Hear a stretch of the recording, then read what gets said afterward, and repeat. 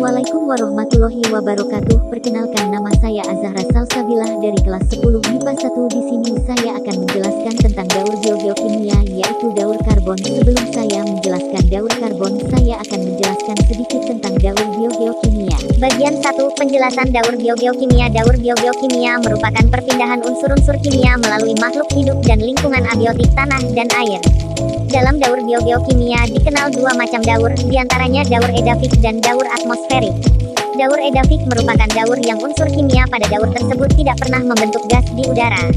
Adapun daur atmosferik adalah daur yang unsur kimia pada daur tersebut mengalami fase berbentuk gas di udara. Daur geokimia berfungsi mengatur keseimbangan ekosistem. Bagian 2. Pengertian daur geokimia. Daur geokimia atau daur organik-anorganik adalah siklus unsur atau senyawa kimia yang berasal dari komponen abiotik menuju ke komponen biotik dan kembali lagi ke komponen abiotik. Medium penyaluran terdiri dari organisme yang dibantu oleh reaksi-reaksi kimia dalam lingkungan abiotik.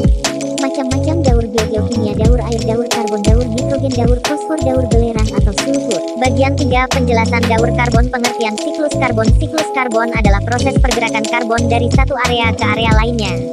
Karbon memiliki peran penting bagi kehidupan ekosistem di bumi. Selain itu, seluruh makhluk hidup juga memiliki kandungan karbon. Karbon dapat dihasilkan melalui proses alami serat buatan manusia, antropogenik. 1. Kesetimbangan antara fotosintesis dan respirasi sel. 2. Secara umum dan alami setimbang. 3. Aktivitas manusia meningkatkan kandungan CO2 di atmosfer. Bagian 4. Manfaat daur karbon. Manfaat karbon. Karbon dioksida merupakan komponen penting di udara yang dapat berpengaruh terhadap radiasi pemanasan global dan memberikan pasokan karbon anorganik. Pada proses fotosintesis tanaman terjadi proses perubahan karbon dioksida menjadi karbon anorganik dan karbohidrat sebagai senyawa hidrokarbon. Karbon juga disebut senyawa organik dalam tanaman yang berasal dari radiasi matahari. Sehingga energi akan tersimpan pada tanaman dan disebut energi biokimia.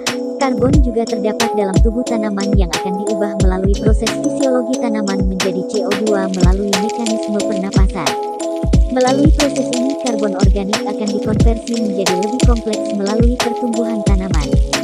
Kemudian akan ditransfer ke tubuh konsumen melalui proses interaksi dalam rantai dan jaringan makanan, sehingga senyawa karbon organik tetap ada di tubuh konsumen. Bagian 5. Proses daur karbon. 1. Terjadi proses pembakaran yang di dalamnya mengandung unsur karbon, bensin, solar, gel yang berasal dari minyak bumi.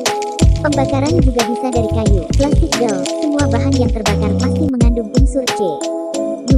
Tumbuhan, hewan, dan manusia melakukan respirasi, yaitu mengambil O2 dan mengeluarkan CO2. CO2 yang dikeluarkan oleh tumbuhan, manusia, dan hewan kemudian masuk ke atmosfer bergabung dengan hasil pembakaran pada nomor 1. 3. Terjadi proses fotosintesis yang dilakukan oleh tumbuhan, yaitu dengan mengambil CO2 dan mengeluarkan O2. Masuknya CO2 ke tumbuhan berarti di dalam tumbuhan juga akan terdapat unsur C yang banyak digunakan untuk pembentukan makanan oleh tumbuhan. 4. Terjadi proses rantai makanan, yaitu proses makan dan dimakan dari produsen ke konsumen. Proses ini melibatkan tumbuhan yang dimakan oleh hewan herbivora, sehingga terjadi perpindahan unsur C dari tumbuhan ke hewan. Sekian penjelasan dari saya mengenai proses daur karbon. Saya mohon maaf apabila ada salah kata-kata di video ini dan saya mohon ampun kepada Allah SWT. Sekian, terima kasih, saya akhiri. Wassalamualaikum warahmatullahi wabarakatuh.